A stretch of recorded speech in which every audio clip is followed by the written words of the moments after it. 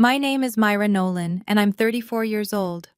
2 months ago, my husband looked me in the eyes and said, "My friends think you're not good enough for me.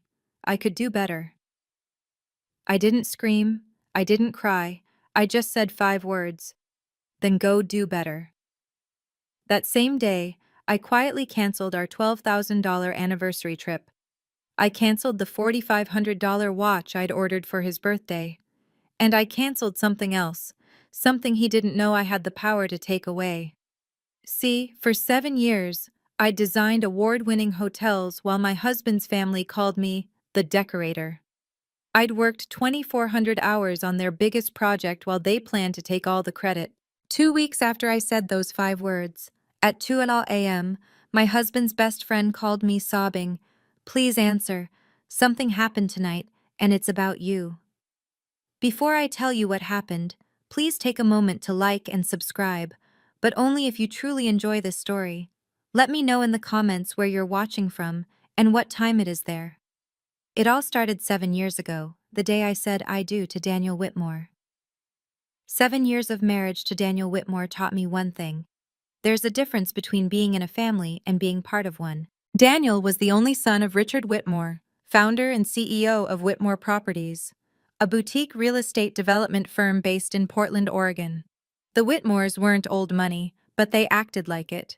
3 generations of property deals had given them a house in West Hills, a membership at the Portland Golf Club, and the unshakable belief that their name meant something. I learned my place early. Every month, Richard and Patricia Whitmore hosted a family dinner at their 12,000 square foot home overlooking the city. 24 dinners a year. I attended every single one, and every single time I was seated at the far end of the table, closest to the kitchen. "So you can help clear the plates, dear," Patricia had explained the first time, smiling like she was doing me a favor. "It's just easier." I was an interior architect. I had designed boutique hotels featured in Architectural Digest. But at that table, I was the help. Daniel never corrected the seating arrangement. When colleagues asked about his wife at company events, he'd say, "This is Myra," never, "This is Myra, she's an interior architect," just Myra. Like I was an accessory he'd picked up somewhere and couldn't quite remember the brand of. Thanksgiving 2022 was when I should have seen it clearly. I mentioned a boutique hotel project I'd just completed in the Pearl District. 14 months of work. A feature in a national design magazine. Patricia cut me off mid-sentence. "Oh, you're so good at decorating things, Myra. But Daniel, he's the one who really understands business." I smiled. I nodded. I passed the gravy.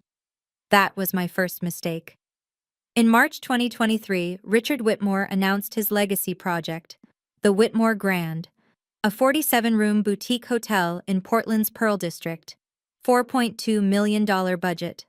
Grand opening planned for November 2024, timed to coincide with the Pacific Northwest Design Conference, when every architect, developer, and design journalist in the region would be in town. Richard wanted it to be perfect. He wanted it to cement the Whitmore name in Portland's hospitality industry for the next 50 years. And he wanted me to design it. For free. "It's a family project, Myra," he said at dinner, 3 days after the announcement. "If it succeeds, it'll be good for your little career too. People will know the Whitmore name, and by extension, yours." By extension, I should have said no. Instead, I asked for a contract. Richard's face tightened. Family doesn't need paperwork. But the company's lawyer, a cautious man named Howard Price, not Marcus, advised that documentation would protect Whitmore Properties in case of any disputes down the line. So on March 15, 2023, I signed a 12-page agreement. I read every clause. Richard didn't.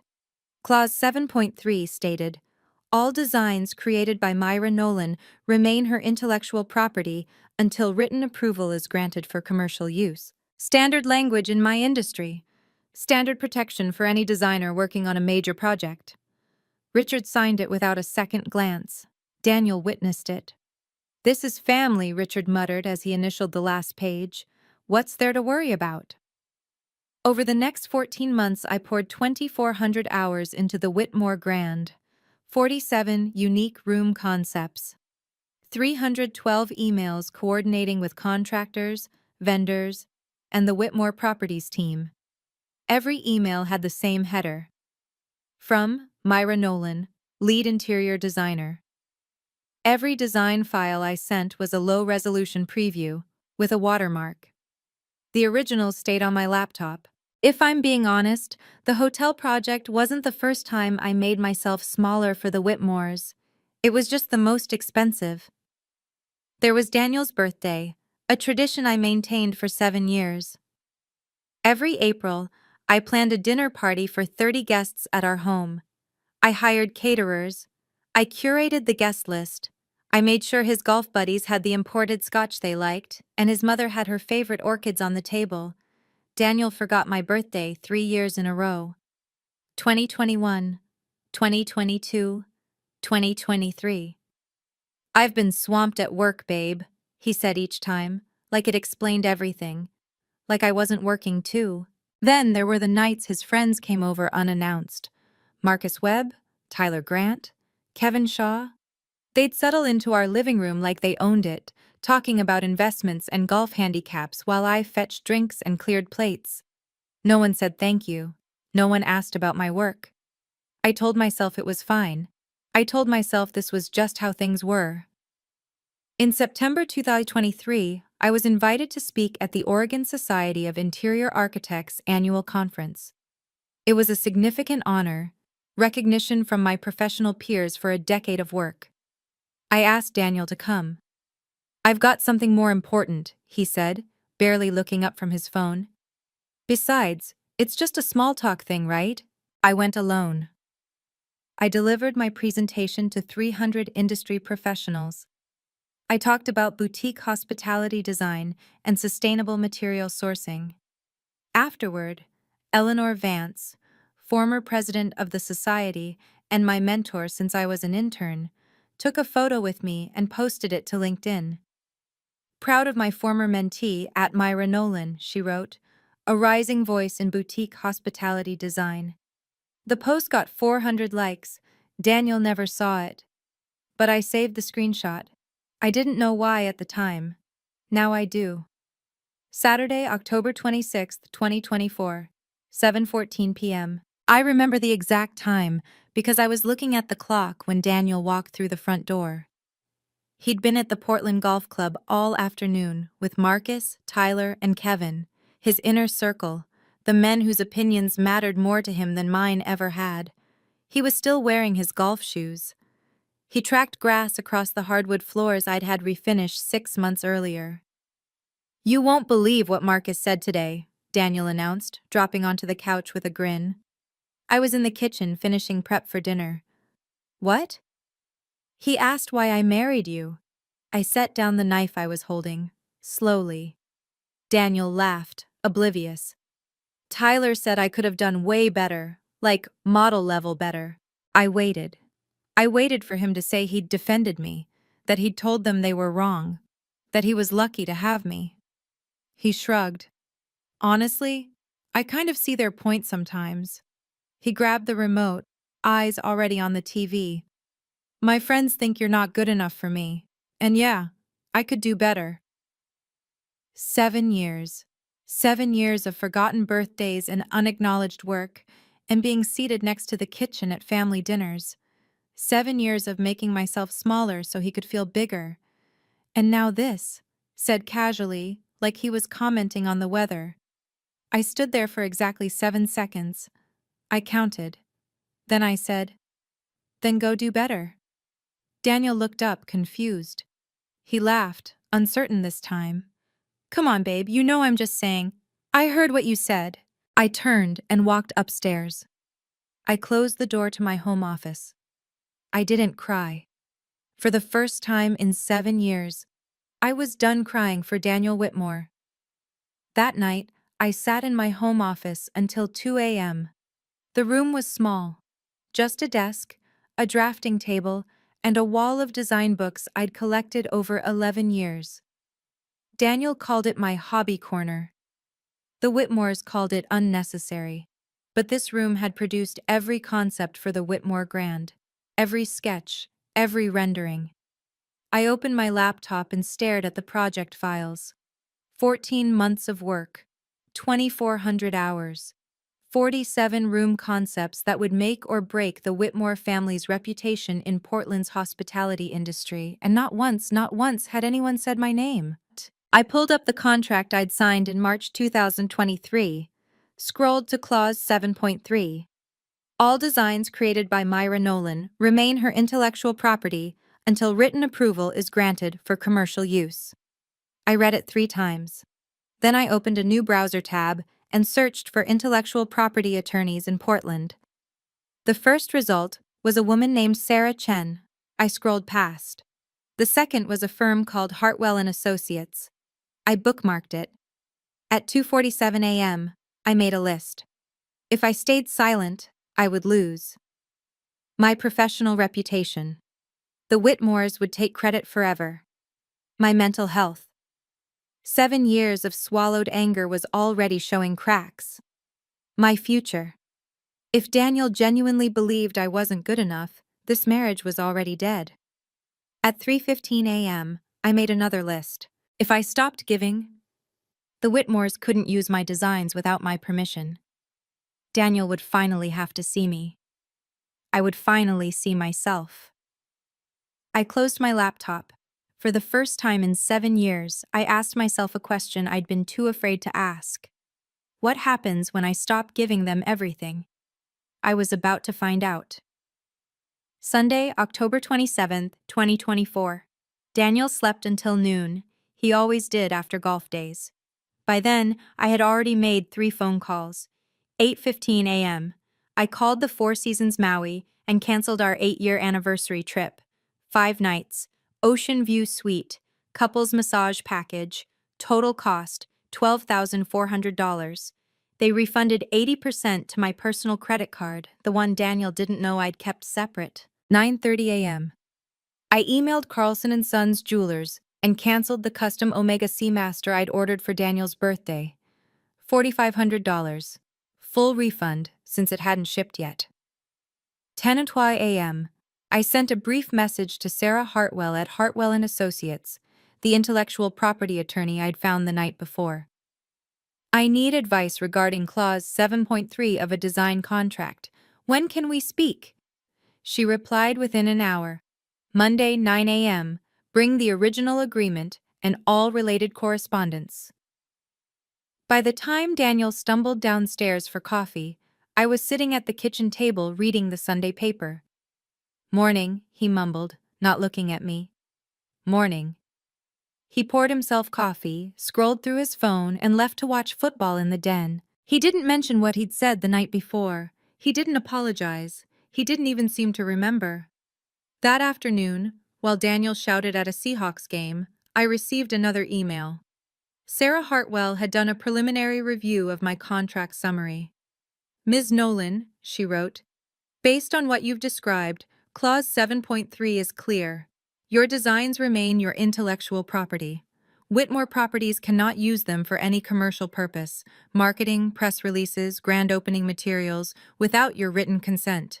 They have no legal leverage if you choose to withhold approval. I read the email twice. Then I smiled for the first time in 2 days. 19 days until the grand opening. The Whitmore Grand was scheduled to launch on Friday, November 15, 2024, at 6 p.m. 200 invitations had already been sent. I knew because Patricia had made me address half of them by hand. Your handwriting is so pretty, Myra. The guest list read like a who's who of Pacific Northwest real estate and design. Investors, developers, city council members, journalists from Portland Monthly and Architectural Digest, representatives from the Oregon Society of Interior Architects. Tristan Holt, the project's primary investor at $1.8 million, had confirmed his attendance 3 weeks ago. So had Eleanor Vance, my mentor, who'd been invited as an industry representative. Richard Whitmore had been preparing for this night for 18 months. It was his crowning achievement. The project that would prove Whitmore Properties was more than just a family operation. Daniel came home that Monday glowing. "Dad says this is going to change everything," he told me, loosening his tie. "The Whitmore Grand is going to put us on the map. Did you know Bloomberg is sending someone?" "Bloomberg? That's exciting," I said. "Everything has to be perfect." Dad's been on the phone with the marketing team all day. They're finalizing the press materials, the signage, the whole package. I paused. "Did they mention the interior design credits?" Daniel shrugged. "I think they're going with designed by the Whitmore Properties team. Cleaner branding, cleaner branding. 2,400 hours, 47 rooms, 312 emails, and I would be credited as the Whitmore Properties team." "Sounds great," I said. Daniel nodded, already checking his phone. He had no idea that every piece of marketing collateral, every press release, every photograph of those interiors would require my written consent, and I hadn't signed anything. Monday, October 28th, 2024. Whitmore Properties Headquarters, downtown Portland. Richard called a family meeting in the main conference room, the one with floor-to-ceiling windows overlooking the Willamette River. Dark mahogany table, 12 leather chairs, a portrait of Richard's father, the original Whitmore, hanging on the back wall. Present, Richard, Patricia, Daniel, and me. The agenda: grand opening logistics. Richard handed out printed schedules like we were employees. "Daniel, you'll deliver the welcome address. Patricia, you'll manage VIP hospitality. And Myra," he glanced at me like he'd almost forgotten I was there, "you'll stand next to Daniel during the ribbon cutting. Smile. Look supportive." I looked at the schedule. My name appeared once, in parentheses, Mrs. Daniel Whitmore. "I'm the lead interior designer," I said. "Is that reflected anywhere in the program?" Patricia sighed. "Myra, dear, this is a business event." "Interior design is a business." Daniel shifted uncomfortably. "Babe, let's not make this complicated." "I'm not making it complicated, I'm stating a fact." I kept my voice even. "I designed every room in that hotel, 2,400 hours, 47 concepts, 312 emails. Shouldn't that be acknowledged somewhere?" Silence. Richard's jaw tightened. "You contributed. We're grateful. But this is about the Whitmore brand, not individual credit." "I'm not asking for individual credit. I'm asking to be mentioned at all." Daniel leaned toward me. "You're being difficult." "I'm being accurate." More silence. Patricia examined her manicure. Richard checked his watch. Finally, Richard spoke. "We'll discuss it later. For now, stick to the plan." The meeting ended. We filed out. In the elevator, Daniel gripped my arm, not hard, but firm. "What was that?" he hissed. "The truth," I said. He didn't speak to me the rest of the night. The drive home was 17 minutes of silence. Daniel didn't turn on the radio. He didn't make small talk about dinner plans or weekend schedules. He gripped the steering wheel like it had personally offended him. 3 blocks from our house, he finally spoke. "You embarrassed my father." I looked at him. I asked a question. "You threw numbers at him. 2,400 hours, 47 concepts, like you were keeping score." "It's not a score, Daniel. It's my work." He pulled into the driveway harder than necessary. "You know how he is. He doesn't like being challenged in front of people." "I'm people now? I thought I was family." Daniel killed the engine. For a moment he just sat there, staring at the garage door. "Look," he said, softer now. "This is important to Dad, to the company, to us. Can you just let it go for the next 3 weeks? Just be supportive?" "I've been supportive for 7 years. And now you're choosing this moment to stop?" I unbuckled my seatbelt. "I'm choosing this moment to ask for what I deserve." He shook his head. "You always make everything about you." I stopped with my hand on the door. "When has anything ever been about me, Daniel? Name one time." He couldn't. That night, Daniel slept in the guest room. It was the first time in 7 years he hadn't shared my bed. I lay awake, staring at the ceiling, listening to the silence where his breathing should have been. I thought about calling my mother. I thought about calling Eleanor. I thought about packing a bag. Instead, I thought about something Eleanor had once told me during my internship. The people who dismiss you most easily are the ones who've never had to earn what they have. The Whitmores had never had to earn me. Maybe it was time they did. Wednesday, October 30th, 2024. I came home at 6:30 p.m. after a long day at my own studio. Yes, I had a studio, a small office in the Alberta Arts District where I took freelance projects that weren't family obligations. The moment I opened the front door, I heard the laughter. Male laughter, multiple voices, coming from my living room. Daniel hadn't mentioned he was having people over. I set my bag down quietly and walked toward the voices. There they were. Marcus Webb, Tyler Grant, Kevin Shaw, the same 3 men who'd told Daniel he could do better than me. They were sprawled across my furniture, bottles of imported beer on my coffee table, golf on the muted TV. And she actually asked for credit, Daniel was saying, in front of my dad. Can you believe it? Tyler snorted. Classic. Kevin shook his head. Some people just can't be grateful. My mom almost lost it, Daniel continued. She called me after and said, "Who does she think she is?" She thinks she's more than a +1, Tyler said, laughing. That's her problem. I stood in the doorway. Daniel noticed me first. Hey, babe. His smile didn't reach his eyes. Didn't know you'd be home so early. Marcus looked up. He was the only one who didn't laugh. His expression was harder to read, curious maybe, uncomfortable. I'm heading out, I said evenly. I have work to do. On what? Kevin smirked. More decorating? I grabbed my keys from the hall table. Something like that. I didn't look at Daniel as I left. I didn't need to. But I noticed Marcus watching me as I walked out the door. He didn't say anything. I wondered later what he was thinking. It would take 2 weeks to find out. That night, I sat in my car in the parking lot of a coffee shop on Division Street and called Eleanor Vance. She answered on the second ring. Myra, it's been too long. What's going on? Eleanor was 62 years old, had been president of the Oregon Society of Interior Architects twice, and had exactly 0 patience for people who didn't respect talent. She'd mentored me since I was a 23-year-old intern making $17 an hour. I told her everything. The meeting at Whitmore Properties, Daniel's reaction, the Whitmore Properties team branding, the contract sitting on my laptop with Clause 7.3 still unexercised. I didn't dramatize. I just stated facts. When I finished, Eleanor was quiet for a moment. Let me make sure I understand, she said. You designed the entire interior of a $4 million hotel.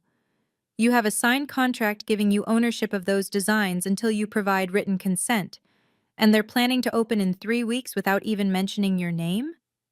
That's correct. And your husband, who witnessed that contract, is siding with his father. Yes. Another pause. Myra, do you understand what you have? I think so. You have the contract, you have the emails, 312 of them, with your name in the header. You have the original files with your watermark. They have nothing but assumption. I know. So what do you want to do? I watched rain streak down the windshield. I want to be acknowledged, publicly, at the opening. And I want them to understand that I'm not asking, I'm requiring. Eleanor's voice warmed. I'll be there, you know. They invited me as an industry representative. I know. If you need someone to confirm what you're saying, I will, publicly, if necessary. I closed my eyes. Thank you, Eleanor. You're not destroying anything, Myra. You're just refusing to hide the truth anymore. If you're still watching, I want to ask you something. Have you ever been in a relationship where you gave more than you got back? Where your work, your love, your time just disappeared into someone else's life? If you know that feeling, drop a 7 in the comments. And if you want to see what happened at the grand opening, Subscribe and hit the bell, because what comes next will surprise you. Let me take you back to March 15th, 2023, the day I signed the contract that would eventually change everything. Richard Whitmore's conference room. Same mahogany table. Same portrait of his father. Richard had the contract on the table, 12 pages prepared by Howard Price, the company attorney. He'd clearly expected me to sign without reading.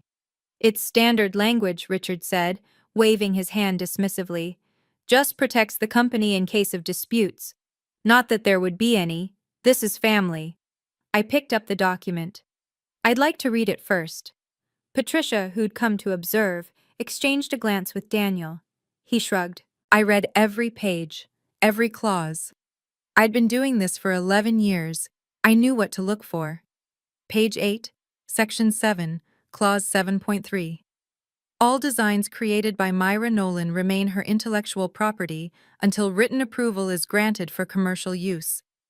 Approval must be documented via signed consent form prior to publication, distribution, or commercial display of any materials featuring said designs.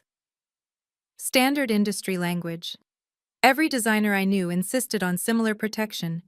It ensured that clients couldn't use your work until you'd approved the final version and compensation terms.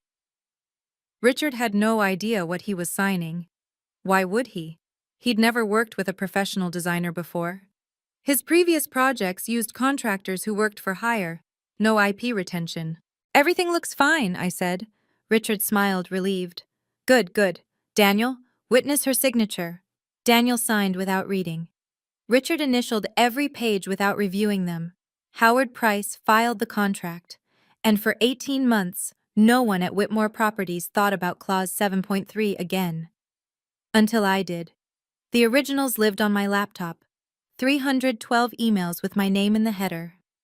47 design files with my watermark. They had assumptions. I had evidence. In the first week of November, I spent 2 evenings doing something I should have done months ago, organizing my evidence. I'd always been meticulous about documentation, a habit Eleanor had drilled into me during my internship. In this business, the paper trail is everything, she'd said. If it's not documented, it didn't happen. So I documented. My email folder for the Whitmore Grand project contained 312 messages spanning 18 months. Every single one had the same header. From Myra Nolan, lead interior designer. I'd requested that title specifically. Howard Price had approved it without comment. Every design file I'd ever sent to the Whitmore Properties team was a low-resolution preview, standard practice when working with clients before final approval. High-resolution files were for after the contract was complete, after payment was finalized, after consent was granted. I'd never sent the high-resolution files. Each preview was embedded with a watermark. See Myra Nolan Design, 2023-2024. Light gray, subtle, easily overlooked if you weren't paying attention. The Whitmores hadn't been paying attention, but Tristan Holt's team had. When they'd received the marketing materials for their investor review, someone on Holt's staff had flagged the watermarks. I learned this later, but it explained why Holt had started asking questions at pre-opening events. Who's Myra Nolan? He'd reportedly asked Richard's assistant. The assistant didn't know. I sat in my home office, my hobby corner, and created a folder on my laptop. I labeled it Whitmore Grand, Documentation. Inside, I placed the original signed contract, scanned at high resolution, all 312 emails in PDF format, the original design files at full resolution, a timeline of my work from March 2023 to October 2024. Then I backed up everything to 3 separate cloud drives. If this was going to become a fight, I wouldn't lose it for lack of preparation. Monday, November 4th, 2024. 11 days before the grand opening. My phone rang at 2:15 p.m. Richard Whitmore. I let it ring 3 times before answering. Myra. His voice was clipped, businesslike, the tone he used with vendors who'd disappointed him. We have a problem with the marketing materials. What kind of problem? The design images, there's some sort of watermark on them. Myra Nolan design. It's showing up on all the high-resolution prints. I paused as if considering. That's because I never sent you the high-resolution files without watermarks. Silence. What do you mean, never sent? I sent preview files, low resolution, for review purposes. The final files, the ones without watermarks, require my written approval per clause 7.3 of our contract. Longer silence. Myra. Richard's voice had changed, harder now, controlled. This is a family project. We don't need to get into legal technicalities. The contract is legally binding regardless of whether we're family, Richard. I'm happy to provide the final files once we've discussed proper attribution. Attribution? Credit, for my work. Interior design by Myra Nolan, on all materials. I heard him breathing. This isn't a negotiation, he said finally. We have 200 guests coming in 11 days. Bloomberg is sending a reporter. You will send those files. I'd like to discuss this in person, with my attorney present if needed. Your attorney? Sarah Hartwell at Hartwell and Associates. She specializes in intellectual property. The silence that followed was different, heavier. We'll talk later, Richard said, and hung up. I set my phone down and looked out the window of my home office. For 7 years, Richard Whitmore had seen me as background noise, decoration for his son's life. Now, for the first time, I had his full attention. Daniel came home at 7:45 p.m. that night. He didn't take off his coat. He didn't pour himself a drink. He walked straight to where I was sitting in the living room and stood over me. What the hell are you doing? I set down my book. I'm protecting my work. You're sabotaging my family's business. I'm not sabotaging anything. I'm asking for what the contract guarantees me. He ran a hand through his hair, a gesture he made when he was trying not to yell. Dad called me after he talked to you. He's furious. He thinks you're trying to blackmail us. Blackmail implies I'm asking for something I'm not entitled to. I designed that hotel, Daniel. Every room, every concept. The contract says those designs are mine until I give written approval. So give the approval. After I'm properly credited. Daniel laughed, a sharp, ugly sound. Credited? That's what this is about? Your name on a plaque somewhere? My name in the marketing materials, in the press releases, on the official record. Yes. He shook his head. Dad's not going to do that. It dilutes the brand. Then we have a problem. He stepped closer. If you don't give him those files, he'll sue you. For what? Exercising rights I have under a contract he signed? Daniel's jaw tightened. You're going to destroy everything he's built. No, I'm going to be acknowledged for what I built. We stood there, 2 feet apart, in the house we'd shared for 7 years. The house where I'd planned his birthday parties and entertained his friends and made myself smaller every single day so he could feel bigger. This isn't you, Myra. I looked him in the eyes. Maybe this is exactly who I've always been.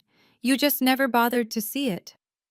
He slept in the guest room again that night, Saturday, November 9th, 2024, 6 days before the grand opening. The Whitmores hosted a pre-launch reception at Richard's West Hills estate. 40 guests, partners, investors, longtime friends of the family. It was meant to build excitement, to give the inner circle a preview before the main event. I was expected to attend. I was the dutiful daughter-in-law, after all. I wore a black dress I'd bought 3 years ago. Simple, professional. The kind of thing that would fade into the background, which is exactly what the Whitmores expected of me. At 7:30 p.m., Richard took the small stage they'd set up in the living room. The Whitmore Grand represents 18 months of vision and hard work, he said, champagne glass raised. The interior design was executed by our talented in-house team at Whitmore Properties. I felt Eleanor Vance's eyes on me from across the room. She'd come as an industry representative, per her invitation. And we're thrilled to unveil it to the world next Friday. Applause, smiles. No one looked at me. Later, one of the guests, a woman I didn't recognize, approached Daniel and me near the bar. The design photos are stunning, she said. Who was the lead on interiors? Daniel didn't miss a beat. Our in-house team. We're really proud of what they accomplished. The woman nodded and walked away. Daniel didn't even glance at me, but Marcus Webb did. He was standing near the fireplace, bourbon in hand, watching. His expression was unreadable. Later, when I went to get air on the terrace, Eleanor followed. You okay? I'm fine. You don't have to answer now, but next Friday I'll be there. And if you need someone to tell the truth, she touched my arm. I will. I nodded. Thank you, Eleanor. I meant it. It was Patricia who finally said the quiet part out loud. Around 8:45 p.m., she found me near the kitchen. Where else? Refilling my water glass. She'd had 3 glasses of champagne, enough to loosen her filter. Myra, dear. She pulled me into the corner, her manicured nails gripping my elbow a little too tightly. I need to say something to you. A few guests were within earshot, close enough to catch fragments. You should be grateful, Patricia said, her voice pitched just loud enough to carry. Grateful that Richard let you participate in this project at all. Without the Whitmore name, you'd be, what, a decorator in some strip mall? I'm an interior architect. Same thing. She waved her hand dismissively. The point is, without this family, you'd be nobody. And now you're trying to create problems? Over credit? Over acknowledgement of my work. Patricia laughed. Your work, dear, anyone could have done what you did. Richard just felt sorry for you. I felt the blood drain from my face, not from shame, from the effort of staying calm. Out of the corner of my eye, I noticed Tristan Holt, the lead investor, watching us. His brow was furrowed. I see, I said quietly. Thank you for clarifying your perspective. I'm just saying, know your place. I excused myself and walked to the terrace. Eleanor joined me a moment later. I heard, she said softly. I stared out at the city lights below, Portland, glittering and indifferent. She's wrong, Eleanor said. And she knows she's wrong. That's why she said it loud enough for others to hear. She's trying to control the narrative before you can. She doesn't know what I have. No, she doesn't. Eleanor smiled. But she will. After the party, I didn't go home. I sat in my car in Richard's driveway, engine off, watching guests leave. Daniel was still inside, schmoozing with partners, playing the role of loyal son. I called Sarah Hartwell. It's late, I said. I'm sorry. I told you to call any time. What happened? I told her about the party, about Patricia's comments, about the in-house team branding, and the fact that no one, not one person in that room full of industry people, had been told my name. They're proceeding as if they have the rights, I said. But they don't, do they? They don't. Clause 7.3 is explicit. Without your written approval, any commercial use of those designs is a violation. What does that mean practically? It means if they open that hotel without your consent and use those interiors for marketing, press coverage, investor presentations, anything commercial, you can issue a cease and desist. You can demand removal of all materials, and you can pursue damages. They could just proceed anyway. They could open the doors physically, but if they publicize those interiors without your sign-off, they're exposed, and given the guest list at this opening, journalists, investors, industry leaders, they'll absolutely be publicizing. I closed my eyes. What would you do? I asked. That's not my call. But if I were in your position, I'd ask myself, what do I want when this is over? Revenge? Recognition? Something else? I thought about it. But I want to be acknowledged, publicly. I want my name on my work. And I want them to understand that I'm not optional. I'm essential. Then you know what to do. I ended the call and drove to a hotel downtown. I booked a room with my personal credit card. That night, alone in a king bed with clean sheets and silence, I slept better than I had in months. Friday, November 15th, 2024. 6 o'clock p.m. The Whitmore Grand, Pearl District, Portland. I'd seen the building hundreds of times during construction, but never like this. Tonight, it glowed. Warm light spilled through the floor-to-ceiling windows. Inside, I could see the furniture I'd selected, the color palette I'd designed, the custom light fixtures I'd sourced from a workshop in Bend. Every detail was mine. 200 guests filled the lobby. I recognized faces from the guest list Patricia had made me handwrite: investment bankers, city council members, real estate developers. Journalists from Portland Monthly and Architectural Digest moved through the crowd with notepads and phones. Eleanor Vance stood near the main staircase, looking elegant in a dark green dress. She saw me and gave a small nod. Richard was by the stage, shaking hands, radiating confidence. Patricia circulated with a champagne glass, accepting compliments as if she'd personally selected every throw pillow. Daniel spotted me first. He crossed the lobby in 4 strides. "What are you doing here?" "I'm the lead interior designer. Of course I'm here. Dad said you weren't coming." Dad was mistaken. Daniel grabbed my elbow, steering me toward a quieter corner. "This is not the time for this. Whatever point you're trying to make I'm not making a point. I'm attending a professional event celebrating work I created." "Myra, is there a problem?" He stared at me. For a moment I saw something in his eyes that might have been uncertainty. "Just don't do anything stupid," he said. "I've never done anything stupid, Daniel. That's always been your family's specialty." I pulled my arm free and walked toward Eleanor. The opening ceremony was starting in 30 minutes, and I had a contract in my bag. At 6:32 p.m., Richard Whitmore took the stage. The crowd hushed, champagne glasses lowered. 200 faces turned toward the man who'd built Whitmore Properties from a 2-person office in 1987 to a multi-million-dollar development firm. "Good evening, everyone," Richard began, his voice smooth and practiced. "Welcome to the Whitmore Grand." Applause. This hotel represents 18 months of vision, dedication, and the unwavering commitment of the Whitmore Properties team.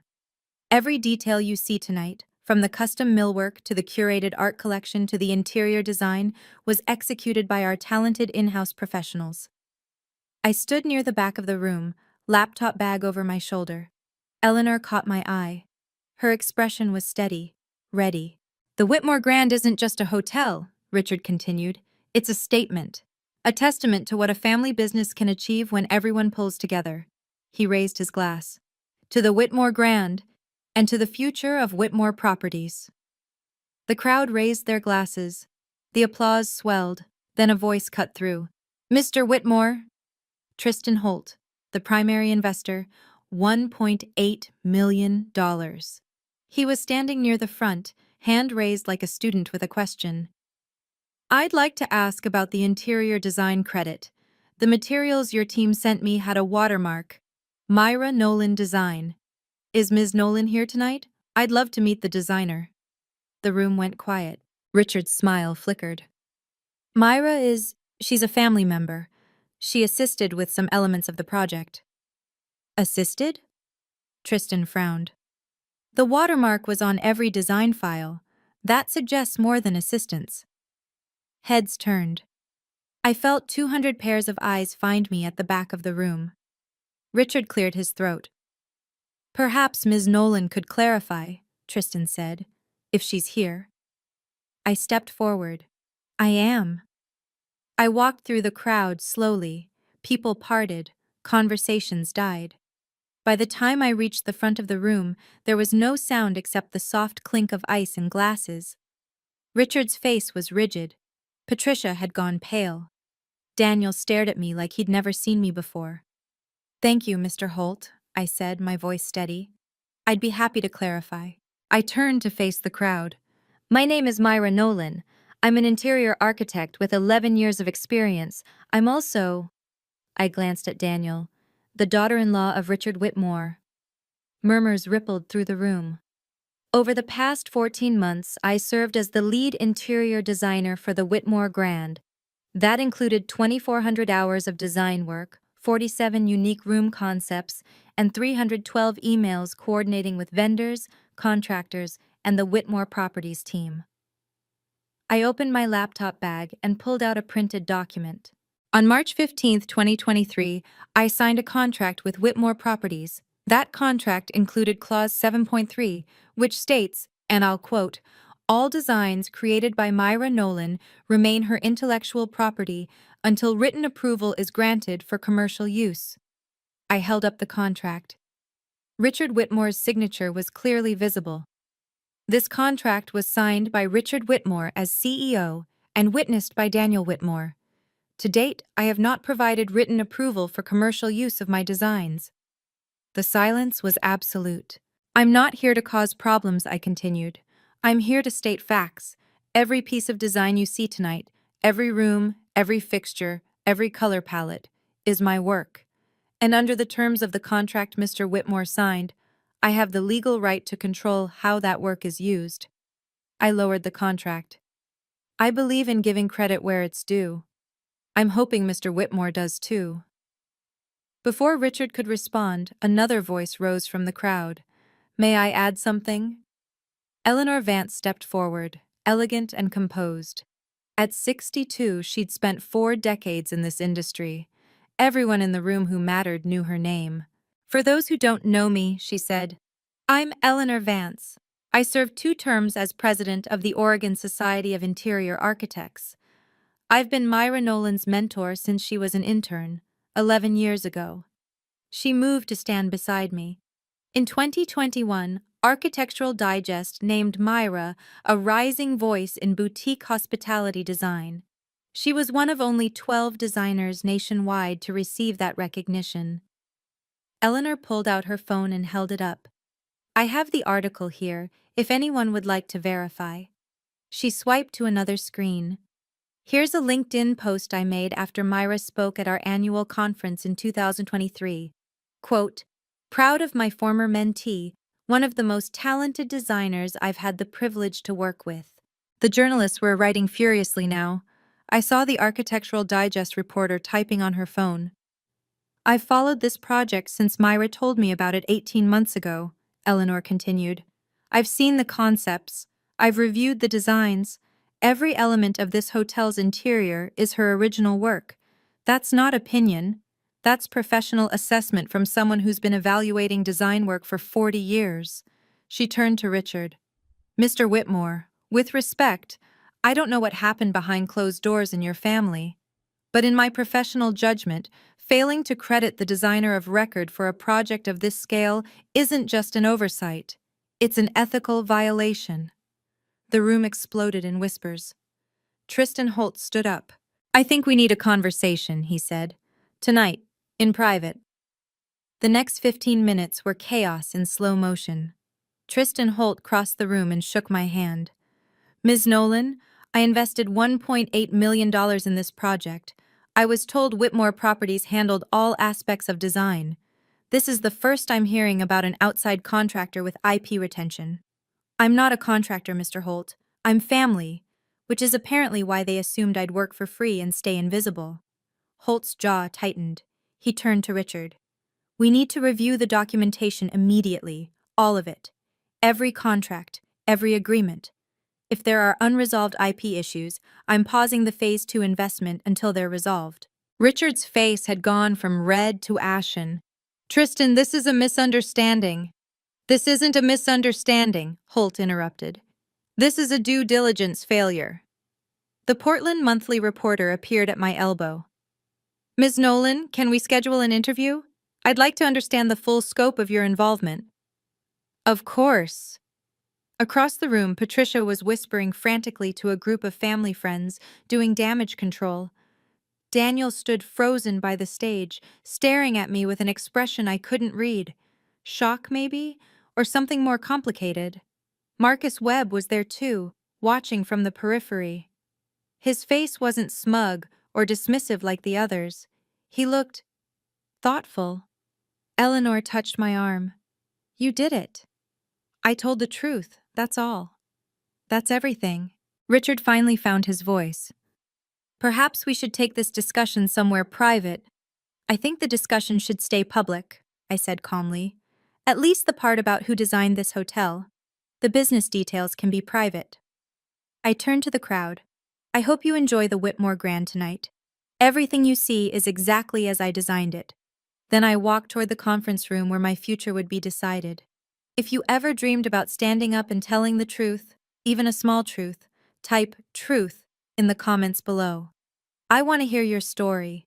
And if you want to know what happened in that conference room and why Marcus called me crying at 2 a.m. 2 weeks later, don't go anywhere. Subscribe and hit the bell, because the next part might just change how you see everything. The conference room on the second floor of the Whitmore Grand had 12-foot ceilings and a view of the Willamette River. I designed this room too. The warm walnut paneling, the brass fixtures, the statement chandelier. Now it was the site of my negotiation. Present: Richard Whitmore, Daniel Whitmore, Howard Price, the company attorney, Tristan Holt, Sarah Hartwell, my attorney, and me. Richard sat at the head of the table out of habit. No one challenged him. Sarah spoke first. My client has 3 conditions for providing written consent under Clause 7.3. She slid a printed document across the table. First, all marketing materials, press releases, signage, and official documentation for the Whitmore Grand must credit interior design by Myra Nolan, lead designer. Richard's face twitched. Second, Mr. Richard Whitmore will issue a written apology to all guests present tonight, acknowledging the oversight in attribution. This apology will be sent via email within 48 hours. Patricia was going to have a stroke. Third, compensation for design services at market rate. Based on comparable projects, my client is owed $180,000. Howard Price leaned forward. She worked pro bono. It was a family arrangement. There's no documentation of pro bono terms, Sarah replied. The contract specifies design services. It doesn't specify compensation waiver. Under standard industry practice, the fair market rate applies. Tristan Holt cleared his throat. I'd like to see this resolved tonight. If Ms. Nolan's conditions are reasonable, I'd encourage Whitmore Properties to accept them. Richard looked at his attorney. Howard nodded slowly. If we don't agree, Richard asked. I spoke for the first time. Then I withhold consent. You cannot legally use my designs for any commercial purpose, and I pursue damages. Silence. I kept my voice calm. I'm not trying to destroy anything. I'm asking to be treated like a professional. Richard looked like a man whose bluff had been called. He turned to Howard. Can she actually do this? Howard removed his glasses and cleaned them slowly, a stalling tactic I recognized from watching him in meetings. Clause 7.3 is unambiguous. She retains IP rights until written approval. We cannot compel her to grant that approval. But she's family. Family status doesn't override contract law. Tristan Holt leaned forward, his voice harder now. Richard, I need to be clear. I invested $1.8 million in this project, based on representations about your team's capabilities. Learning tonight that your lead designer was an unpaid family member whose work you plan to take credit for, that raises serious concerns about transparency. Tristan, I was prepared to invest another $2.1 million in Phase 2. That's now on hold pending a full audit of your business practices. Richard's face drained of color. Tristan continued, however, if you resolve this fairly tonight, compensate Ms. Nolan, acknowledge her publicly, demonstrate good faith, I may reconsider. The room was silent. Daniel, who had said nothing for 15 minutes, finally spoke. Dad, just do it. Richard turned to him sharply. Excuse me? She's right, Daniel glanced at me, something complicated in his expression. We took advantage of her. You know we did. Just make it right. I didn't know what to make of that. It was the first time in 7 years Daniel had taken my side against his father. Richard sat very still for a long moment. Then he nodded. Fine. We accept the conditions. Sarah slid the consent form across the table. My client will sign this after the apology email is sent and the first payment installment is confirmed. I looked at Richard. He couldn't meet my eyes. For the first time in 7 years, I felt like I existed. By 10:15 p.m., the paperwork was done. Richard's assistant drafted the apology email in the conference room, with Sarah reviewing every line. It was sent to all 200 guests at 10:47 p.m., technically within hours, not 48, which felt like a small victory. The email read, "Dear friends and partners, on behalf of Whitmore Properties, I want to acknowledge an oversight in tonight's presentation. The interior design of the Whitmore Grand was created by Myra Nolan, lead interior designer, whose 14 months of dedicated work brought our vision to life. We regret that her contribution was not properly recognized during this evening's remarks. Ms. Nolan's professionalism and talent are a credit to the hospitality design industry. Sincerely, Richard Whitmore, CEO, Whitmore Properties." I read it 3 times. It wasn't warm, it wasn't heartfelt, but it was public, and it was permanent. I signed the consent form at 11:02 p.m. As I handed the document to Howard, Tristan Holt extended his hand to me. "Ms. Nolan, I'm impressed by how you handled this. Not many people would have the documentation, the composure, and the fortitude." "Thank you. I'm developing a property in Seattle, boutique hotel, 60 rooms. We're looking for a lead designer." He handed me his card. "Different budget, different partners. No Whitmores involved." I looked at the card. "Tristan Holt, Holt Capital Partners."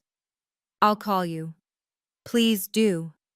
As I packed my laptop and documents, Daniel caught my arm. "Myra." I waited. He faltered. "Are you coming home?" I looked at him for a long moment. "I don't think so, Daniel. Not tonight." I walked out of the conference room, down the staircase I'd designed, through the lobby I'd conceptualized, and into the November night. I'd won. But it didn't feel like a victory. It felt like a funeral. The fallout came faster than I expected. Within 3 days, Richard's apology email had been screenshotted, shared, and dissected across Portland's real estate community. His carefully worded oversight convinced no one. By November 20th, Portland Monthly published their coverage, "The Whitmore Grand, Behind the Glamour, a Family's Disregard for Its Own." The article quoted multiple guests from the opening. It included my statement, carefully vetted by Sarah, and Eleanor Vance's professional assessment. It noted Tristan Holt's concerns about transparency. 12,000 shares in the first week. The comment sections were brutal. By November 25th, 3 development firms that had been in preliminary talks with Whitmore Properties quietly withdrew from discussions. Their emails cited concerns about business practices and the need for partners whose values align with ours. Tristan Holt formally reduced his Phase 2 investment from $2.1 million to $800,000. His letter to Richard stated that trust had been materially compromised. Richard blamed Daniel. "Your wife destroyed us," he reportedly said during a family dinner I wasn't invited to. "Everything I built, she burned it down." Daniel, according to Marcus, who told me this later, didn't defend me. But he didn't agree either. He just sat there staring at his plate. Patricia posted a long message on Facebook about family loyalty and people who don't understand what it means to work together. It received 92 reactions, mostly from other women in the West Hills social circle. I didn't respond. Sarah did, with a formal cease and desist letter regarding any implication that I had acted improperly or illegally. Patricia deleted the post within 4 hours. By December 1st, my first installment, $60,000, hit my bank account. $120,000 more to come. I looked at the deposit notification for a long time. It was exactly what I was owed. Why did it feel like it wasn't enough? In the 2 weeks after the grand opening, Daniel and I lived in the same house like strangers. He slept in the guest room. I slept in our bedroom, which suddenly felt like mine alone. We passed each other in the kitchen without speaking. We split the mail without eye contact. On November 28th, he finally tried to have a conversation. "Are you happy now?" he asked. "You got your money. You got your name on the materials. Was it worth it?" I was making coffee. I didn't turn around. Worth what? Destroying my family's reputation, my father's legacy. I turned then. "I didn't destroy anything, Daniel. I told the truth. Your family's reputation was built on taking credit for other people's work. That's not my fault. It's family. That's how families work. That's how your family works. It's not how I want to live." He shook his head. "You've changed." No, I finally stopped pretending I hadn't. That night, I packed a bag. 3 suitcases, 2 boxes of books, and my laptop. Everything I needed. I rented a furnished apartment in the Alberta Arts District.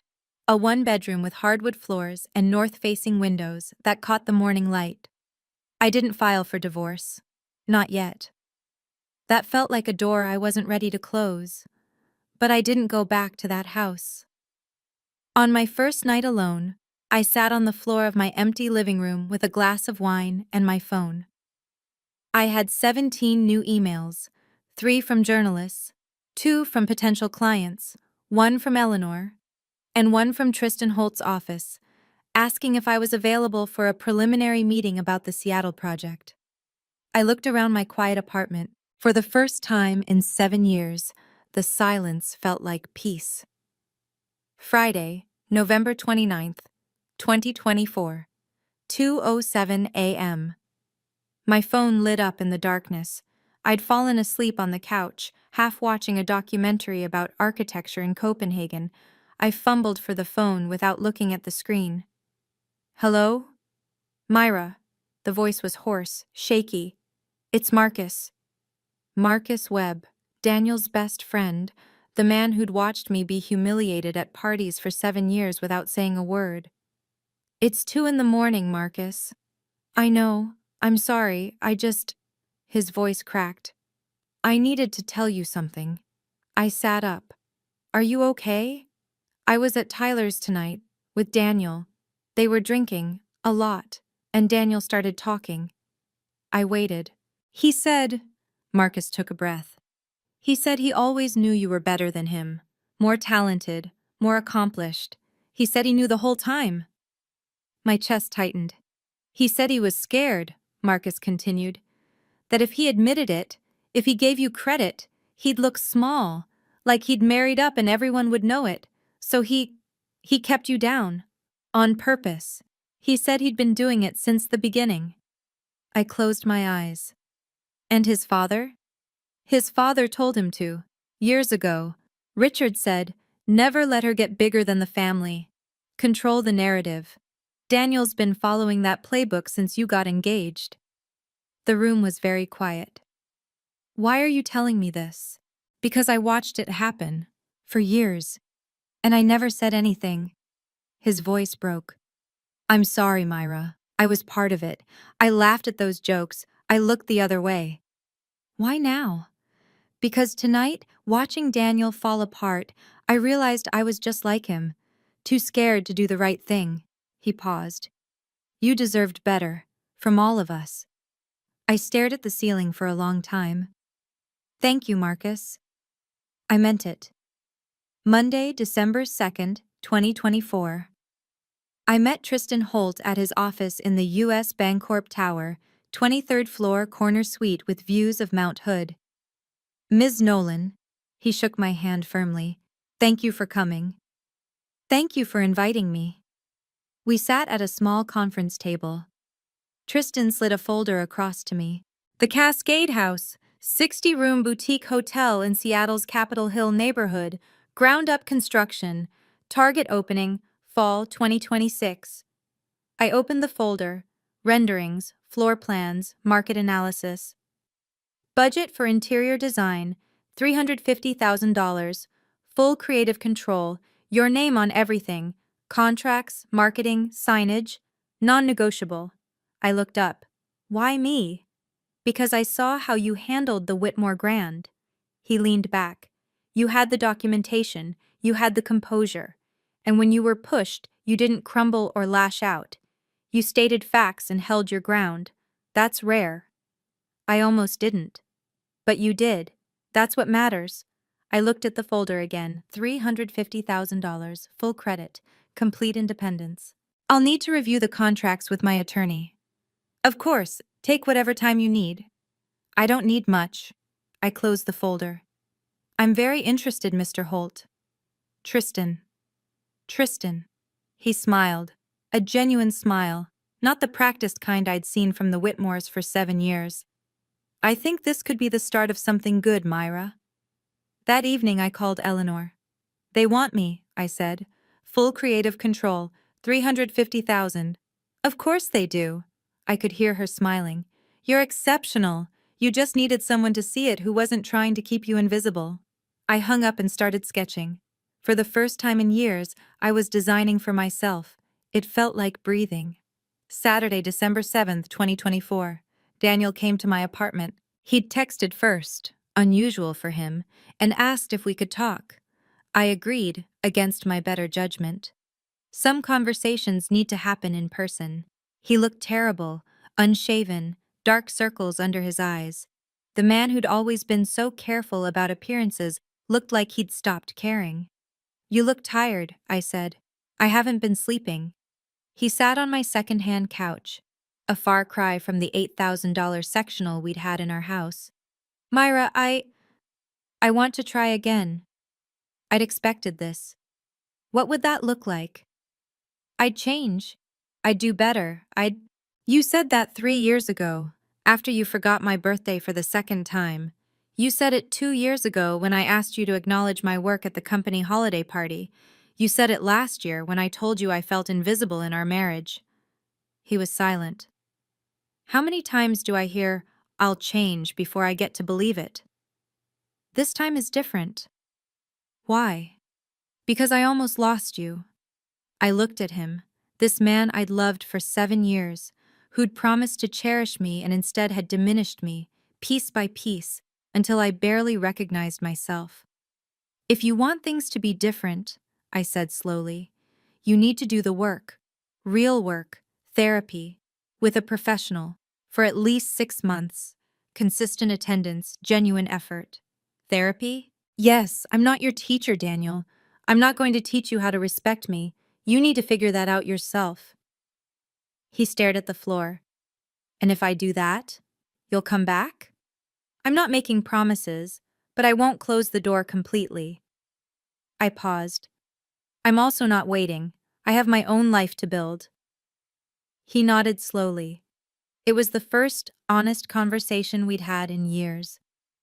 A month after the grand opening, I sat in my apartment and looked back at everything. The city lights of Portland sparkled outside my window, a different view than from the Whitmore house, but one I'd chosen for myself.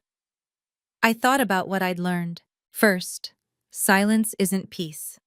For 7 years I'd kept quiet to maintain harmony, but there was no harmony, only the illusion of it, built on my willingness to shrink. Real peace comes from truth, even when truth is uncomfortable. Second, boundaries aren't cruelty. Setting limits on how people treat you isn't an act of aggression, it's an act of self-respect. The Whitmores called me selfish for wanting credit, but wanting credit for your own work isn't selfish, it's sane. Third, your value doesn't depend on recognition. I'd spent years waiting for Daniel, for Richard, for Patricia to see me, but my designs were excellent whether they acknowledged it or not. The world saw me at that opening, not because the Whitmores introduced me, but because I introduced myself. My phone buzzed. An email from Architectural Digest. Dear Ms. Nolan, we're preparing a feature on emerging designers in boutique hospitality. Given recent events, we'd love to interview you about your work on the Whitmore Grand and your upcoming projects. Would you be available next week? Best regards, Catherine Wells, Senior Editor, Architectural Digest. I read it twice. 3 months ago, no one at that magazine knew my name. Now they were asking for an interview. I typed my reply. Dear Catherine, I would be delighted.